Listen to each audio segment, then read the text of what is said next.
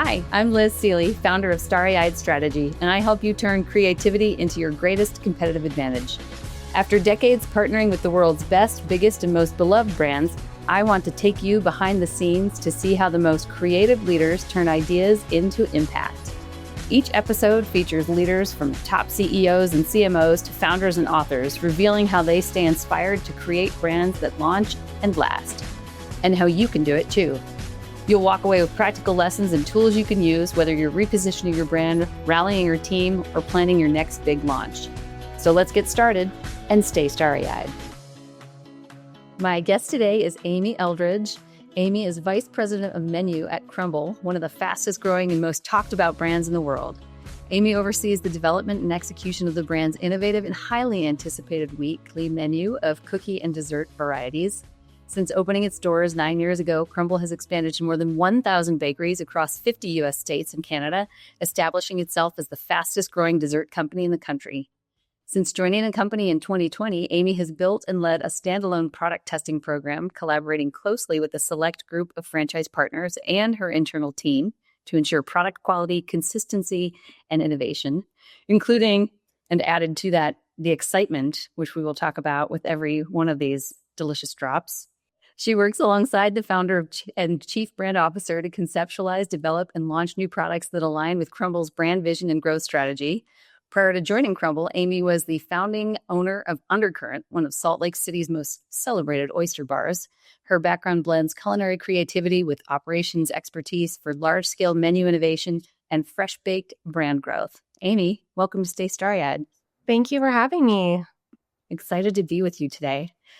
As we begin, I'd love for you to speak directly to the brand leader listening. What do you hope the brand leaders will take away from our conversation today? What's one thing you hope they'll try or think differently about for their own brand and business?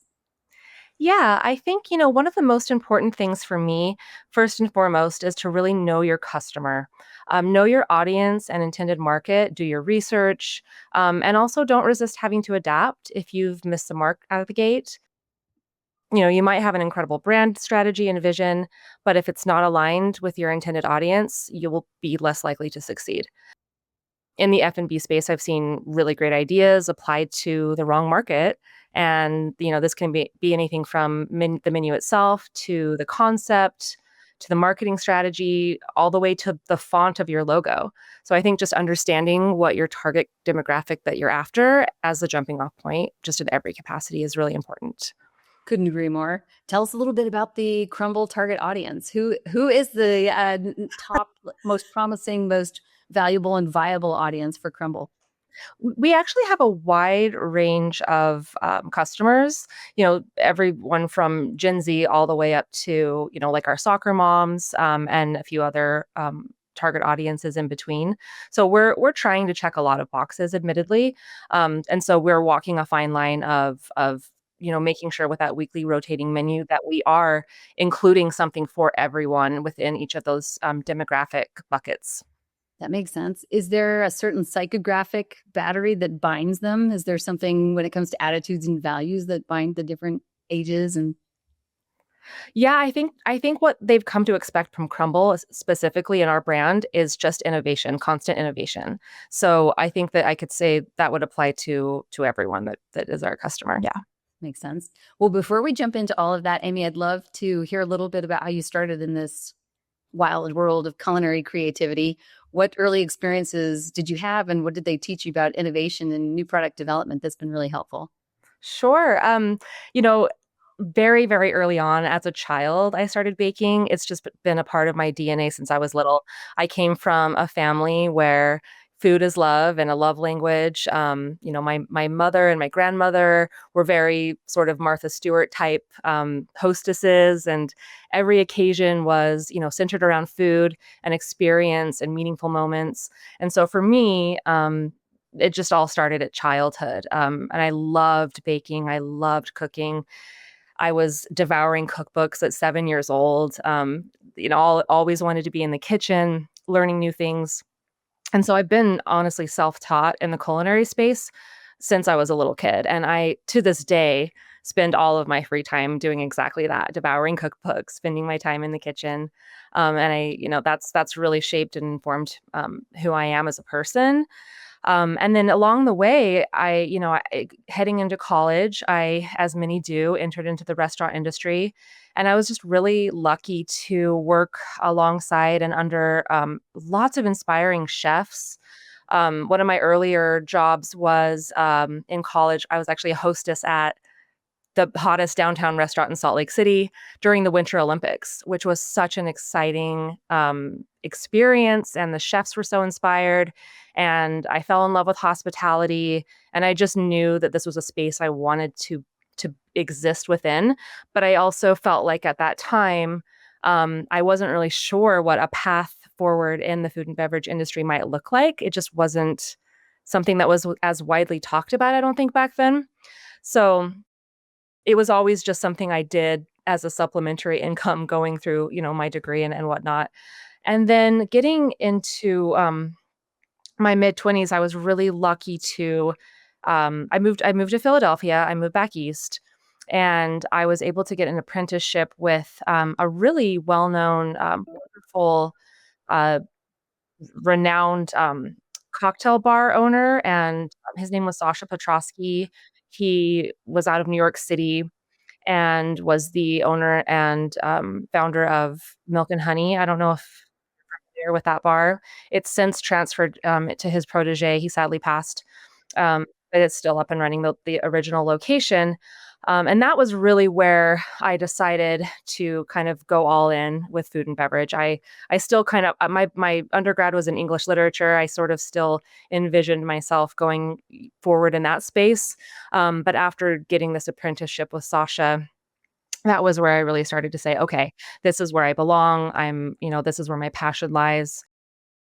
And so I worked under him for a number of years. We opened a signature cocktail bar alongside the restaurateur Steven Starr in Philadelphia. And the biggest takeaway that I was able to learn from Sasha was just flavor balance, right? Which I was able to then segue into other spaces. I mean, I already had a passion for food and the culinary scene, but I was able to really apply those same principles that were applied in that space in other realms. Balance, flavor development. I really learned how to cultivate my palate and, have a really good sense of what profiles go together, what's trending. And so that, eventually did lead me. So I opened my own bar, and over the number of years, I met and married my husband, and then he and I opened another bar, and then we opened a restaurant. So at one point, we had three thriving businesses in Salt Lake City, and it was going great, but admittedly, we were starting to experience a fair amount of burnout and asking ourselves kind of what we wanted to do next. And that's when, COVID hit, and we were pretty ready to offload these restaurants and try to go down different avenues, which is where I found Crumbl. So I actually started at Crumbl in operations, right? So that was kind of, having built out so many different spaces. I entered the company with the intention to help with operations, and very quickly I was identified as somebody that did have a great palate, that was valuable in the R&D space, and was able to help inform development trends, be a voice in the room for directing R&D in terms of, this is a little bit too sweet, we need to pull back here, this is, these are the flavors that are trending. And that's, I segued into the R&D space that way. That's amazing.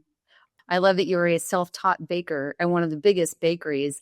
When you think back to the things that you used to make back then, are there any alignments between what you might have been dreaming up or finding in your cookbooks?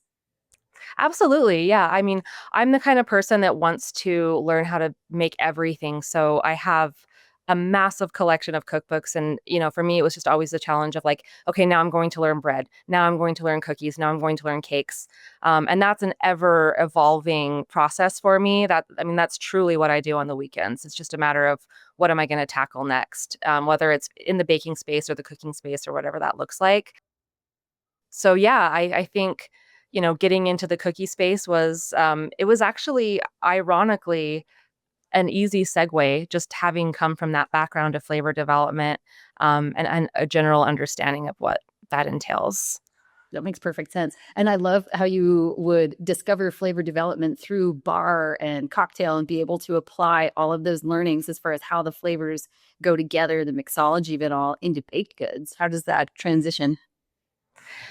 I think the biggest takeaway there for me was that the formatting that Sasha had in his bars and what we were instructed to carry out was a menuless system. Mhm. So we were really engaged with the customers and learning what they liked. So the system was kind of they would sit down with you and you would talk through their do you like sweet? Do you like sour? What kind of things do you enjoy? And so while we were learning what flavors kind of go together, alongside that, we were also learning what the customers liked. And so it was a really great marriage of learning general demographics and what people actually prefer and what other people's palates register. And so for me, I think that was probably the biggest transfer over into the culinary space was just having a really good backbone and an understanding of what the general public actually likes, what levels of sweetness they like, what flavor profiles go together for them and that they gravitate towards. Those things transfer over across the board. That's just a general, you know, preference within the F&B space, I think, for people's palates, generally speaking. That makes a lot of sense then, in that you would be able to come up with a lot of ideas and be very flexible when it comes to the menu week to week because you are from the fine dining world where, having Yes. watched The Bear, I've seen you always have a set menu and you are just creating, yes, based on guest taste or in your case today, votes. Yes. Yes. That's right. Amazing. Well, perfect segue into what I've been dying to ask you. Crumbl releases new flavors every single week. That's Mhm. 52 menu changes per year for the listeners at home. How Yep. do you do it, Amy? Tell us a little bit about the ideation and product testing program. How are you able to pull this off? There's several components at play here. On the one hand, the question might be how do we stay constantly innovative and get and have new ideas? In that realm, we use a combination of like social listening, consumer feedback, culinary exploration, constant development. I think for us, it's less about how do we come up with ideas and more about how do we choose the right ideas. And then we also rely on some really polished internal systems and programs that we built in order to support our weekly rotating menu. I have an amazing team that works tirelessly to produce amazing new flavors around the clock. So I'm working more alongside the CBO on ideation and vision. And then we've got a team of chefs that work for us to actually execute. So and they're amazing. The other side of that coin is how do we get to market so quickly, right? So there's the innovation side of it, and then it's like, how do we actually get this to market? We just have really good systems internally. There's several arms of my team. We have the R&D team, who again we're just constantly feeding them trends that we've stumbled on or ideas that we want to try. So they're just constantly innovating there in that space, and then from there we have a really solid um, team that like vets all of the recipes in a really quick way in terms of longevity, hold times, how can we very quickly vet this to where we can scale it. So, and also writing the recipes, something that's really unique and important to our business model is that we also build our own tech. So we have our own internal like recipe distribution system via our tech at the store level. And so we also have to create instructional design on a weekly cadence as well, alongside those new innovations. And so there's a lot that goes into it. In addition to that, we had to build out a very robust testing program that began at a much smaller scale where a handful of our franchise partners were just kind of lightly testing things operationally, making sure they functioned and were scaled. And that's quickly, or not quickly, over the years evolved into a much more robust system where we have um, over 70 test stores, our franchise partners around the nation who we send these recipes out to.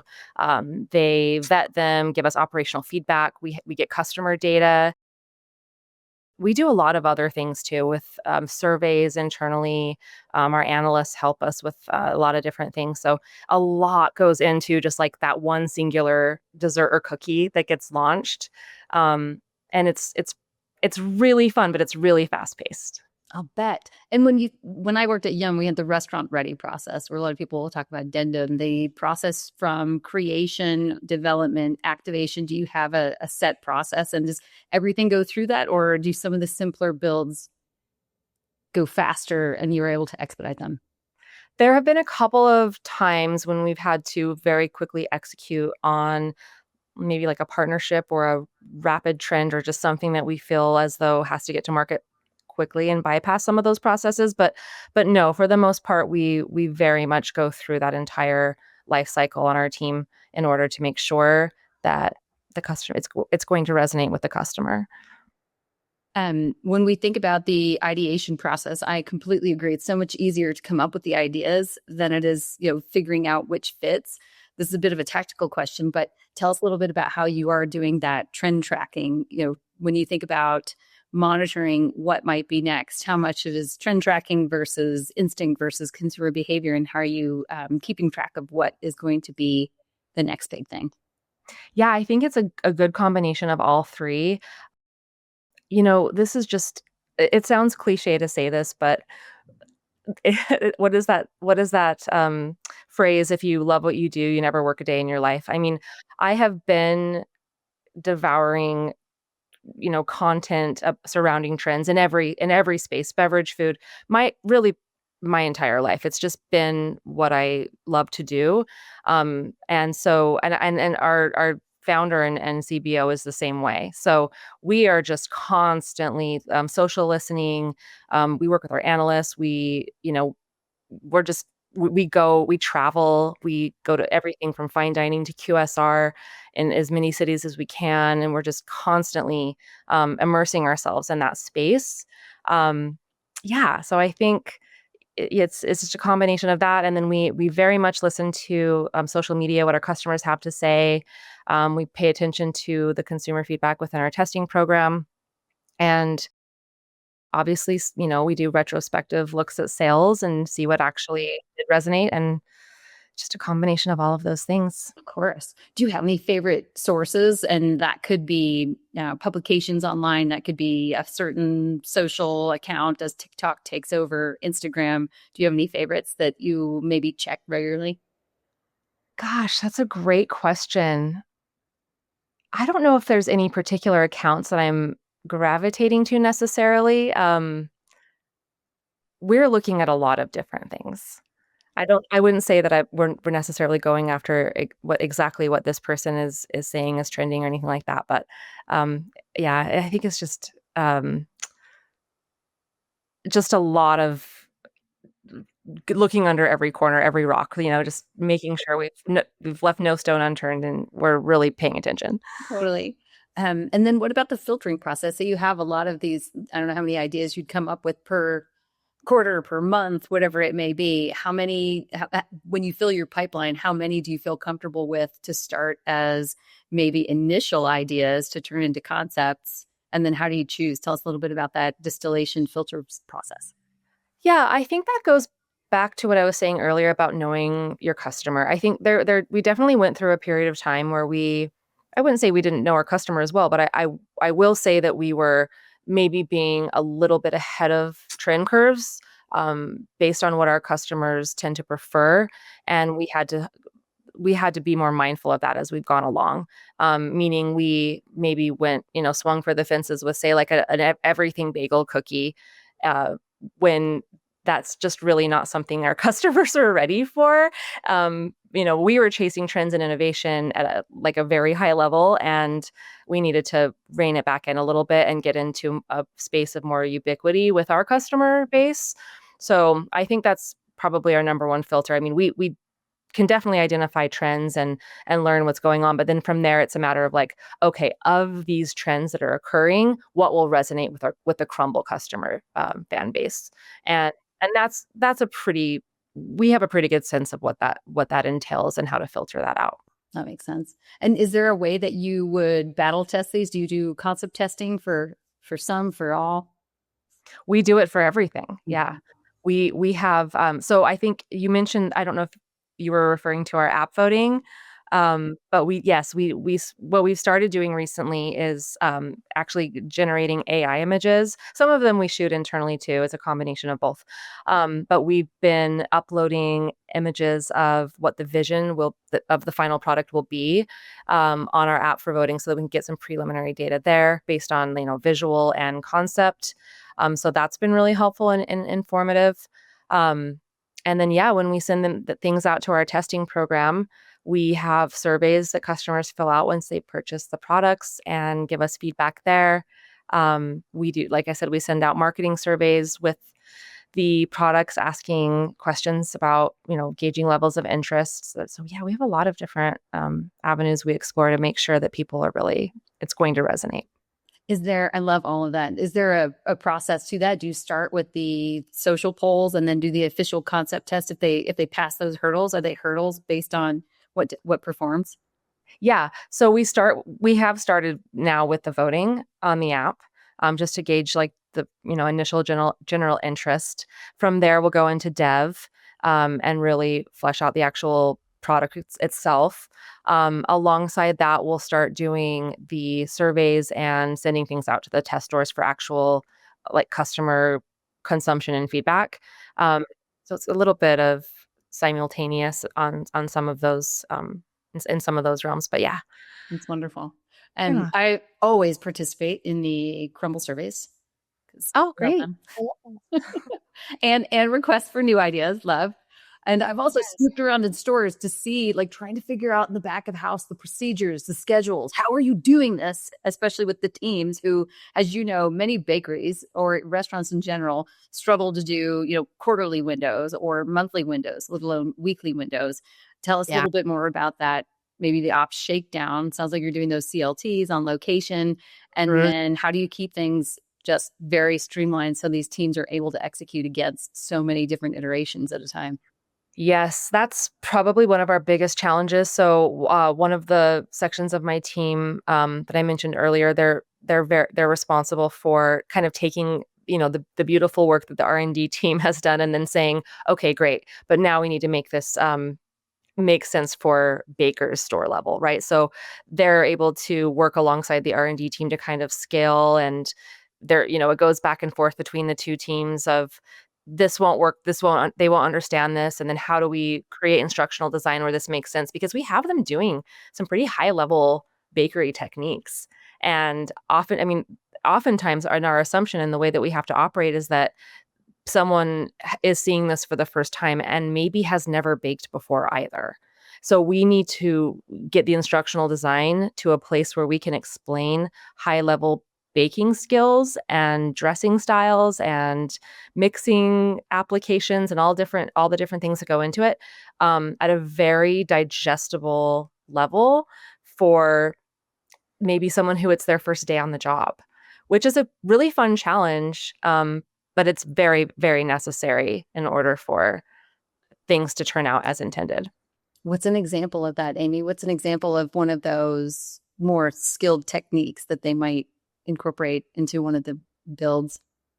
I mean, it could be anything as simple as just like when you receive it as a customer, it looks like a simple dressing technique, but some of those piping techniques are a little bit high level and difficult. So we have an internal training team that works alongside us that will build training videos that show them how to do it in a very digestible, understandable way. And instead of it just being written instructions, there's just a lot of visuals, a lot of you know I feel like I don't want to say dumbing it down, but that's kind of what's coming to Yeah, mind. simplifying it and streamlining. Yeah, That was my next simplifying question. it. Do you have videos in addition to the visuals? Like, how has training Yeah, come along to execute these? absolutely. Yeah, we have visuals, we have tips and tricks, we have a really robust recipe library that is fully equipped with all different types of videos, and it should look like this at this stage. And we have internal language that we use about if it hits the ribbon stage, then like just trying to help them understand um, where they're at with the process and how to succeed. That's so cool. I picture too when you're sending product to all these different stores. I know you're sending the instructions or the training probably via your own proprietary tech, but as you're sending out those raw ingredients, what does that look like? Is it like massive meal kit where it's like this all goes together? This all goes together. Yeah, we have our bless our sweet procurement and supply chain teams. They have a hard job. Their job is to make sure that the stores are set up for success at the ingredient level. So we work closely with them, and they kind of own that piece in terms of making sure all of the opcos are stocked and that they're able to order everything that they need on a weekly cadence. But we have systems in place where they're ordering in advance, and yeah, it's a pretty wild operation It's awesome. to rotate the menu weekly. How far in advance do you plan the flavors? And I'll stop there. How far in advance do you plan the calendar or the windows or which you're going to do when?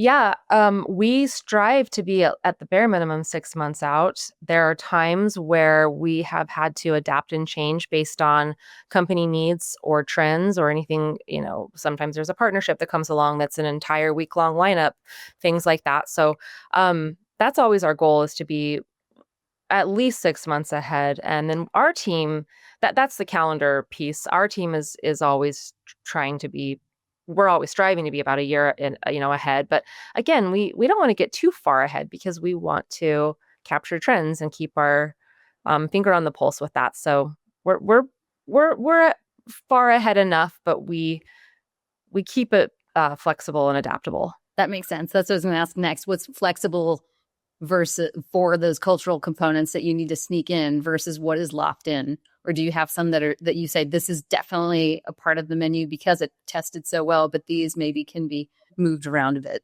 modular? Yeah. Yeah, we're a little bit more flexible with, the new rotating desserts that just kind of are on that evergreen rotation, and unless they're seasonal or unless there's a really intentional, moment that we'd like them to come out, which is often the case too, but yeah, otherwise we're pretty agile in terms of when things come out, unless there's a real intention behind it. Makes sense. And tell us again a little or a bit more, I should say, about the role that franchise partners play in whether it's creation, validation, and do you have a certain subset who's always giving feedback or do you pull them in the same way you would consumers? Yeah, we do have a franchise focus group. We've had multiple iterations of this group, but essentially, yeah, we've just got some of our highest performing operators very much helping us inform decision making. They help us with the calendar. They're in their stores the most. They see it day in and day out. They've got great ideas and are really able to help us steer what the lineups should look like and what our customers are saying to them. And our customers come first. So we want to hear it from everyone. They're a great resource and they're very helpful. That's awesome. Do you have a way to gather their feedback or is there a place where all the ideas live and you just mine for that or a place where they can add them in anytime? Oh yeah. So with this particular franchise group that we work directly with, we meet with them. I mean, we talk to them daily, and we Mm, meet with them weekly, biweekly, just as needed. They very much help us build out the calendar. Yeah, we're in close communication. We call them our franchise partners for a reason. We partner with them, and we their voice is heard. that's wonderful. Tell us a little bit more, Amy, about which launches have been most and least successful. Maybe we start with the ones that have been most successful. I know the massive hits have occurred have been things like Dubai Chocolate Brownie. Is that still Yeah. the best yet? And what are some of the other ones that have performed really well? Yeah, I mean, I would definitely say without a doubt our most successful launch has been the Dubai brownie and the Dubai lines in general. We actually have a Dubai cookie this week that's going really, really well. Um, we learned a lot about the trend cycle that our customer exists within throughout the Dubai process. We actually thought we were kind of late to the game on that trend. We had a difficult time sourcing to scale some of those ingredients to get we had the Dubai brownie ready early on in that trend, but we had to wait until we could get enough ingredients to support our nation and Canada. So when it finally launched, we were concerned that we had missed the boat on the trend, but yeah, so we've learned a lot about where our customers kind of fall within that trend life cycle, which was really great. Um, so yeah, I would say that has been by and large our most successful launch, that entire line. Um, the uh, the Kardashian lineup was a really successful launch. That was a lot of fun and did really, really well. Um, so that was great. And I would say that our least successful launches, Oh, we wait, always sorry. Did you have a favorite? Sorry to interrupt. Did you have a favorite Kardashian one like of the amongst of, of all the of the family of different cookies? um yeah, I mean, I think I liked Kim's the best, Mhm. the snickerdoodle crumb cake. When you got consumers, I mean, did you get feedback about that, or was it you couldn't tell because they're buying them as a pack anyway?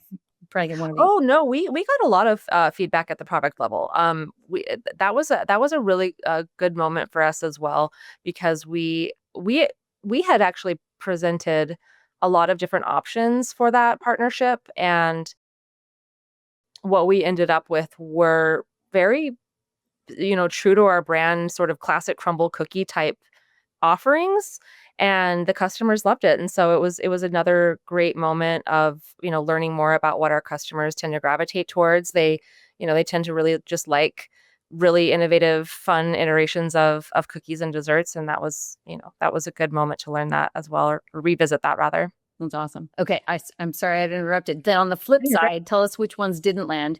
The other thing I appreciate about Crumbl is that you're willing to take the risk. So you mentioned almost everything. I heard the bubble gum not as well, but yeah, tell us about the ones that didn't go as well or maybe not as planned. Yes, the bubble gum is always the first example we give. And I think the bubble gum was a good teachable moment for us as well because we had just started our testing program and it wasn't as robust as it needed to be. And we didn't have enough data on that and we pushed it through anyway. And so that was definitely a moment where we all circled back and said, okay, we very much need to be more data driven here. And that, informed a lot of how we then went on to build out a more robust testing program, which was great. And then, of course, who can forget the everything bagel cookie, which I also mentioned earlier. But although that didn't land from a sales perspective, it did get a lot of people talking, and they're still talking about it to this day. So, depending on the definition of success where that one is concerned, I think it was a really fun brand splash and successful in that way. So, yeah. I agree. It depends because yeah, you have this halo effect too that you're known for that risk taking. And if it is a little bit farther out there, you might not see the people love the taste of it, but you're certainly going to be in the news for just how novel it will be. Exactly. That makes sense. Yeah. Sidebar, do you know how many pounds of chocolate and sugar and things like that are? Oh my goodness, I do, but I don't have that information at my fingertips, but I'll ask you later. we always, drop that, in slides at our company Christmas party every year. Like, "This year we sold this many pounds of sugar," and chocolate chips, so yeah, we have it somewhere. Oh, I love it. I love it. Okay, I'll ask you for that later. Okay. And because I have to know this for my children, we need to know about the Benson Boone Moonbeam ice cream cookie. I was waiting and waiting for months and months for some ice cream company to get on. As soon as that song dropped, I was like, somebody's got to make this so that we could taste it. What are your thoughts about being the first? How that promotion went? Just because that was one of my personal faves. I sa Same. We had such a fun time with that collaboration, and he actually came into the kitchen and helped us, which was so wonderful, and him and his team were absolutely a dream to work with.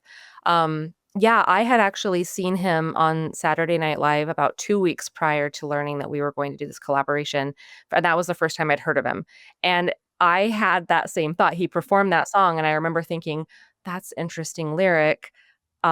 Somebody should capitalize on that." And had no clue that we were in talks or that that was coming so soon after. But sure enough, 2 weeks later, I got that phone call, and immediately that was what came to mind. But that was what his team had in mind as well. So we were completely aligned on that front. And then he knew he had kind of come to the table with a flavor profile that he had kind of already sort of envisioned what Moonbeam ice cream tasted like, and then helped us develop it. Came in and helped us with visuals and tasting notes, and it was a pretty quick turnaround. It was a lot of fun. That's so cool. What was his initial profile? What did he have in mind? Yeah, it's what it ended up being. He told us he wanted like a lemon berry marshmallow topping, and we kind of ran with that and incorporated an Oreo base, and it all worked out. That's amazing. How Yeah. fun. When it comes to some of those celebrity co-branded collaborations, what is that? What does that look like? How many sessions does it take? Is it just one massive like innovation session where you dream it up and you're doing edible prototyping at the same time, or is it longer and multiple? Yeah, it has been very different for each celebrity partnership. It just kind of depends on what their team has in mind. Sometimes the lead times are quite short. Sometimes we have plenty of notice. And it sort of just depends on who's taking point on their side in terms of how involved certain people are. But for the most part, there's a lot of input from, at the top, from the person that we're partnering with, and they pretty much know what they want, and we collaborate and align on the vision, and it's a lot of fun. Sounds so fun. Yeah. Did you also play the song in the background as you were generating ideas? Absolutely. And then are you going to those different opportunities to pitch these ideas, or do they come to you, or both, back and forth?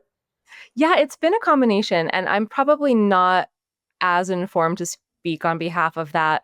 By the time it gets to my team, it's like, this is what we're doing. The PR and the marketing teams take the reins and ownership on who we're going to partner with, and when. So they come to us and kind of let us know the exciting news of what's Totally. coming. Go on, then you get to dream it up and make it real. I love that. Yeah, it honestly is. It is so much fun. I mean, it truly is so fun. Um, we have done some work with Stanley, and as you know, they have a similar process where for a long time they were doing different drops with different co-branded collabs. A lot of times that is one of the key, innovation techniques, especially for this food and beverage world. And what Mhm. I love about Crumbl too is the co-branded collaboration, not just, paying an influencer to peddle the product, but it's something that you are designing together to reflect whatever that benefit may be on both sides. The equities Yes. collide. Yeah. It's a lot of fun. Amy, tell us a little bit about dropping cookies from the name. And I know that's not your purview when it comes to that, the bigger brand, because you're the one dreaming up and executing against these ideas. But tell us how that went over when it comes to expanding from cookies into desserts, which is a big move. What told you and the team it was time to make that move, and what were maybe some of the risks or conversations that you had? As we were innovating, we were already internally pushing the envelope on desserts anyway. We've always sort of had this business model with the cookies where it's desserts as cookies, right? And it started to those lines started to get a little bit blurred with our innovation and our development, to where we were like, should we try just the actual desserts? And the first thing that we started working on was a cinnamon square. We were kind of playing with a cinnamon roll concept and trying to figure out what that could look like outside of the cookie space. And so that was the first dessert that we launched in January of 2024. And we had hoped that it would resonate, and it very much did. Our customers loved it. It was a big brand splash. That got us really excited, and from there we just sort of said, let's try this, and got busy with development. I went back to my team and said, okay, let's go. We're doing brownies, we're doing cakes, let's try it. And it was a really, really fun and challenging year for our team, to go into that space. I think by the end of Q3, or I'm sorry, certainly by, I think, mid Q2 of 2024, we had all but determined that we were heading in this space for good.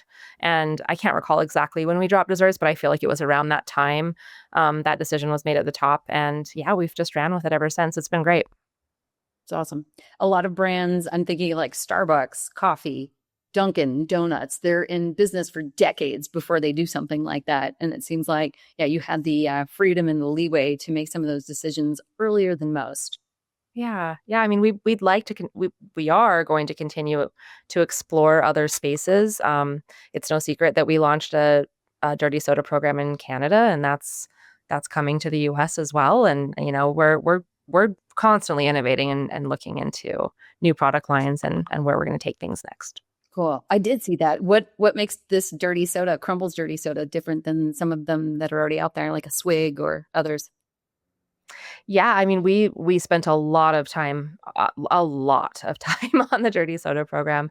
Just we approached it the same way that we do with all of our innovation. We're really mindful about flavor development. We are very mindful about the ingredients that we're using. We of course always want to set ourselves apart, and we feel like we built a unique menu that will stand up in the market. We're excited. It's going well in Canada. Good, good. I'm excited to taste it. Amy, what advice do you have to fellow brand leaders who want to put themselves into these cultural conversations, whether it's celebs or, the Dubai chocolate's a perfect example. This is trending overall and completely see the need to maybe make sure it's a little bit more mainstream or ubiquitous so it's really familiar. But what advice would you give brand leaders who want to do that more often, who want to align themselves with what might be trending, what's more relevant?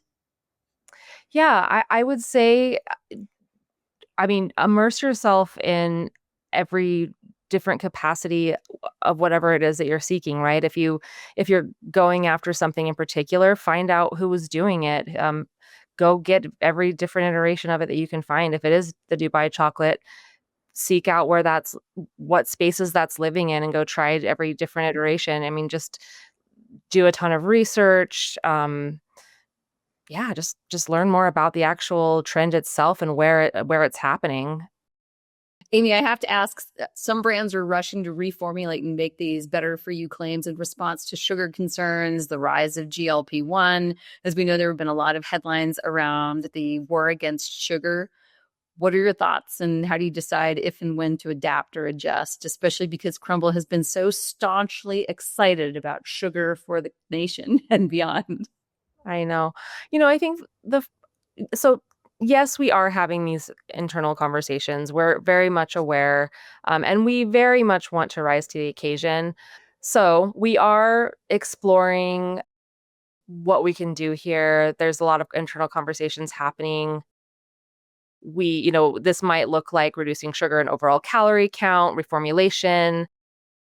You were also actively communicating that we have mini desserts and cookies, which may or may not be as top of mind for our customers. We want to make sure that people are aware that we do have smaller versions of our large desserts. And yeah, our R&D team is definitely working towards solutions here. We're mindful of this for sure. I think that's a great first step. When our team worked on Cinnabon about a decade ago, at this point, it was, it's so worth it. Yes, it has sugar or calories, but it's worth that every once in a while as part of the balance. And having those smaller, lighter bites. At the time, it was you don't have to have the massive cinnamon roll. You can have the Yeah. Bond bite, and it's just as good. Yeah. Yeah. Those cutie cookies it sounds like have been a big hit. Yeah. Are there any other elements, maybe not along the health line, especially, but any other forms, flavors, next trends that you're most excited about? Ooh, yes. Again, our customer base tends to live within the space of ubiquity, and so our job is to sort of watch for when we feel like things have tipped into that space. So we have a very good pulse on the early trends. We're very well aware of what's going on at the very beginning of the trend cycle. So and then we're just following that and waiting for it to get to ubiquity. So there's a couple of things that we feel like are really close for our customers. Something like ube, we're almost there with our customer base. We're not quite there, but that's one that we're excited to hopefully explore. We are really excited that people seem to be liking pistachio now, which they haven't. Our customers have classically not liked that, but now with the interest in Dubai, that feels like something we can reintegrate in a fun way. Um, we're really looking at like reimagining textures and you know, just trying to take really fun, classic, nostalgic flavors and reimagine them in like new, inventive ways, and pushing the envelope with maybe some more familiar flavors, but in very impactful and different applications. That's awesome. I was hearing that some of these retro desserts like baked Alaska and you Yes. remember the dirt and worms. I think that was from our Data Essential guest who talked about all these throwback desserts that Gen Z doesn't know about because they're eating Dubai chocolate are all of a Yeah. sudden new and different. Yeah. Yeah. A lot of, I mean, much of the business model of Crumbl was built upon nostalgia, right? Like a lot of the early launches and cookies that came to market with Crumbl were very deeply rooted in nostalgia. The circus animal, we do have a dirt cake cookie, and so I think that's always been a space that has resonated with our customers. I do think nostalgia is continuing to trend more than ever.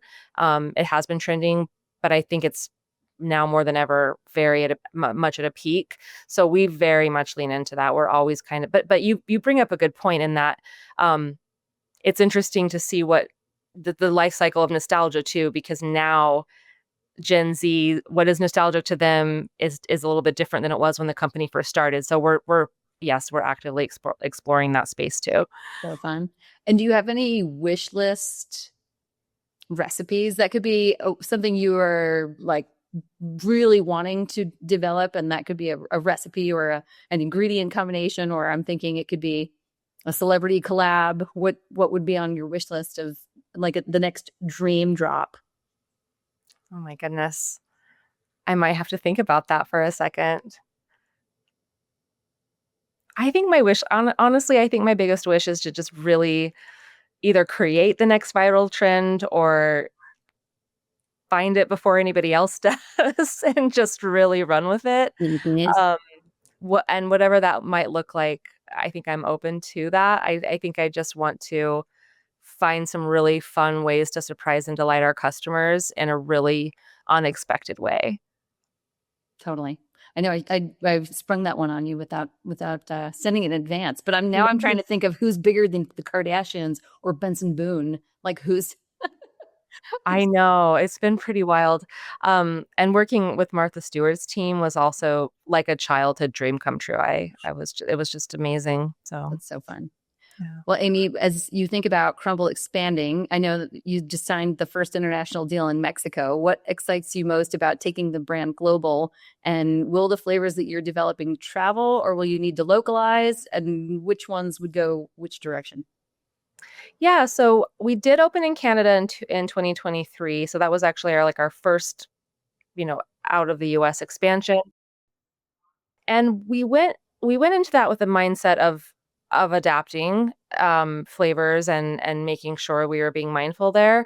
And what we learned was that so Canada had a separate menu. They had a different menu drop on Sundays in the beginning. And what we learned there was that they really wanted the same menu drop as us. They really wanted what we had. They wanted to be a part of that like US Sunday drop. And so we adapted and put them on our calendar cycle. What was And theirs on Sunday? Sorry, I would have, having done research across the border, it tends to be pretty similar. What was their like Canadian localized Sunday drop?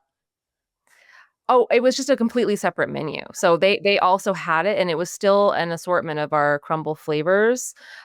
We introduced like a Nenamo bar cookie, which is a popular dessert in Canada. We tried a couple of things that we felt were a little bit more Canadian flavors, and it just they just wanted to do what we had. So I think going forward and the research that our analysts have done in terms of expansion and some of the people we've talked to in terms of expansion in multiple different countries have all sort of informed us with the same strategy in that they kind of want what we already are doing. So I do. But to answer your question regarding Mexico, I mean, I do there's definitely space for that. We're completely willing to adapt and introduce local flavors. I that energizes me. I would love to be a part of that. I think it'll look. I think we'll explore that realm while also hopefully maintaining the same calendar and having it be the same as here. Especially as Mexican flavors pop in this country. Mexican food is now our number one cuisine, I think surpassing Italian. So I'm sure you have churro and dulce de leche and all of these amazing Mexican chocolates. Yeah. So I can see the crossover too. Yeah, I mean, we do have Tres Leches cake. We have exactly what you said, a churro cookie, a dulce de leche cookie. So, not to say that we're not open to exploring more avenues there. That's great. In the No. next 3 to 5 years, Amy, what do you think will separate creative brand leaders, those who are doing the things that you suggest by tracking the trends, just, really experiencing and getting out into the world, from those who fall behind? For me, I think the conversation here, I think we all know is AI, right? I want to say the correct utilization of AI in this space. Not that I claim to know what the definition of the correct way to use AI is in the creative space, but my experience so far is that AI can define a good baseline and like assist with speed, but I think human judgment and creativity are going to remain relevant. So I think it's more about adapting alongside AI, but not relying on AI for creative decision making. I personally don't feel like AI in its current form is fully occupying that space or able to fully occupy the creative space at this time. Completely agree. I keep saying our jobs are safe because it's not very good at creativity. It's not good at coming up with new ideas. It's good at iterating. It's good at coming up with, line Yep. extensions, flavor varieties, additional ingredients, but the original, Yeah. I meant to ask you that too. No, it's great. I mean, of course I played around with it and I'm not an expert in AI by any means, but I'm certainly getting educated on it. I think it is something that we need to be focused on. But so far in my experience with it, it just doesn't, yeah, it's just not the same. It doesn't understand the customer base in the same way. It doesn't, yeah, I don't know. I think that's the main thing is just making sure we're utilizing it in the right ways. And there's definitely great applications you can use with AI to speed things up, but making sure that we're not relying on it for creativity. And then I would also say just right now with the advent of AI, I would say honing in on leadership skills and project management skills also I think would be wise in the creative space. Very smart. I meant to ask you if there are other areas of your work that AI is used. I know you mentioned some AI generated imagery, which makes total sense, especially from a testing perspective. Are there any other ways that you're using it? That's our main utilization on our team right now. I know that, I mean, I'm sure our tech team, I know our tech team is using it in a number of ways, which is where I think it is best suited, I would say, from what I know. Um, yeah, we've tried to use it and see if we can help pull data and see about trends. And to be perfectly honest, I've never really been happy with what it's generated back in terms of like what's trending, what would be relevant in our space. So Same. I yeah. can't find one that does the digital listening very well. Mhm. There's not a lot when it comes to like recipe development. Do you have any favorite platforms for imagery? Oh my goodness. Yes. And I can't think of the name of it now. Nano Banano? Is that the one?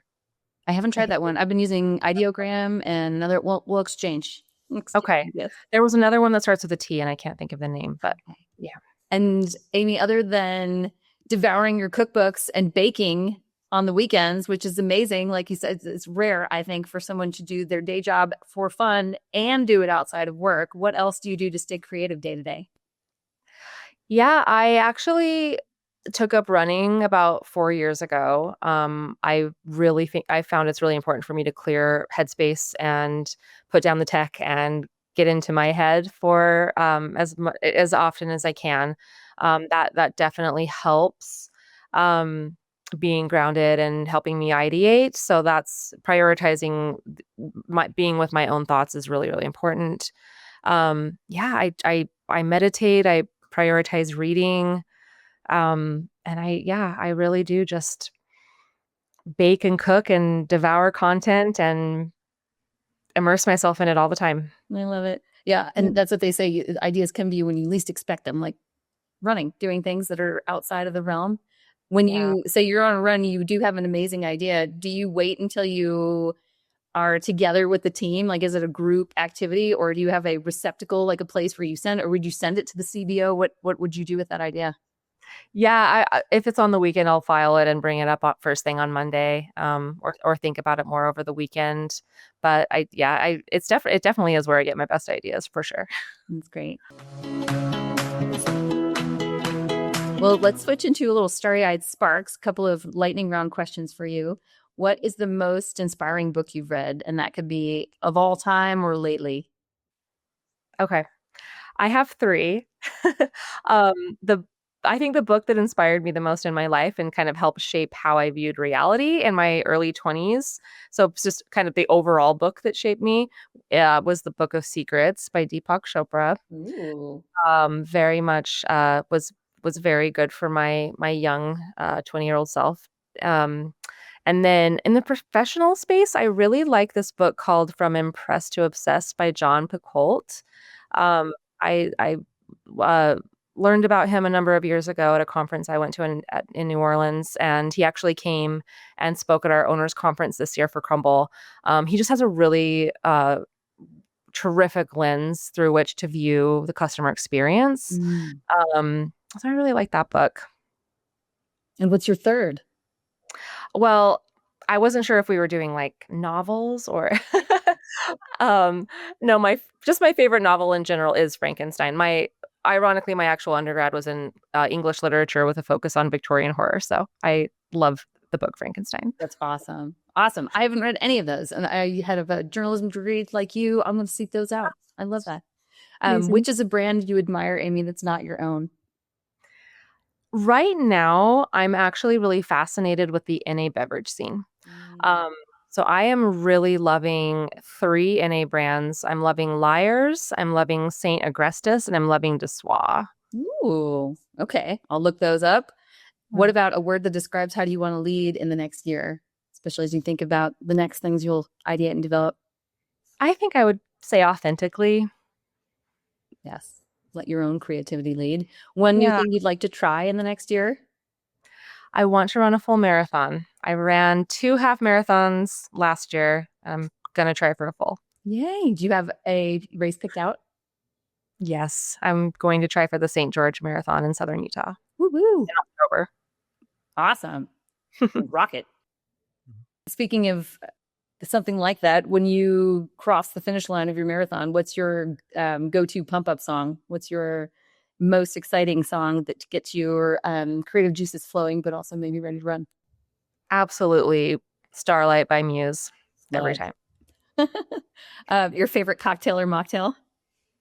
Yeah, my favorite mocktail, kind of going back to those two brands, I love the Purple Haze mocktail from Dessois. Absolutely perfect, no notes. Mm. Gorgeous. And then the Amaro Falso from St. Agrestis. They're absolutely phenomenal. The sound too. Oh, so good. Cocktail will always be an apple brandy sidecar. Ooh. Um, my favorite Crumbl cookie is our classic pink sugar cookie. I think it's perfect. I was going to ask you if you could choose a favorite. Can you choose the classic? Yeah, my answer for many years has been our caramel apple cookie, which is a very close second. I love that one as well. But I just think our classic pink sugar is so nostalgic and so well balanced. I love it. Pretty perfect. Do you have a favorite LTO? Maybe that's not one of those longer standing, maybe like one of the newer. What's been your fave? I mean, I really do love the Dubai brownie. I think it's really good. I haven't tasted that one yet. Okay, It's I really need good. this. Well, two final questions for you, Amy. What is a mindset or action you'd encourage brand leaders to try after listening to today? Mhm. I would say just staying in a space of gratitude and humility, which I believe lends itself to authenticity. And if you're operating from those three spaces, I think your voice and leadership will resonate more. Wonderful. And who's a creative brand leader you admire and think we should invite to stay starry-eyed next? Okay. I really love Claire Talk of the Violet Bakery out of London. She's a really inspiring, incredible baker and uh, brand leader in the bakery space, especially in London. She actually made Harry and Meghan's wedding cake, which is exciting. And anyone from those brands, I'd be curious to hear from. So I know David Gimpelson's the CEO of Liars, or Scout Brisson of Dessois. And I think the CEOs of St. Agrestis are Louis or Matt Catazone. I would love to hear what these people are doing because they're just killing it in the NA space. Awesome. Well, Amy, thank you so much for sharing your expertise and your ideas with us. I especially appreciate not only your authenticity, but that excitement to just explore and be willing to try new things. That is the way you have those breakthroughs. If you are willing to risk and willing to fail and learn from that. I also love your cross-category inspiration of just how you've taken all of the creativity from your cocktails and restaurants and parlay that right into the bakery business. Very inspiring. Thank you.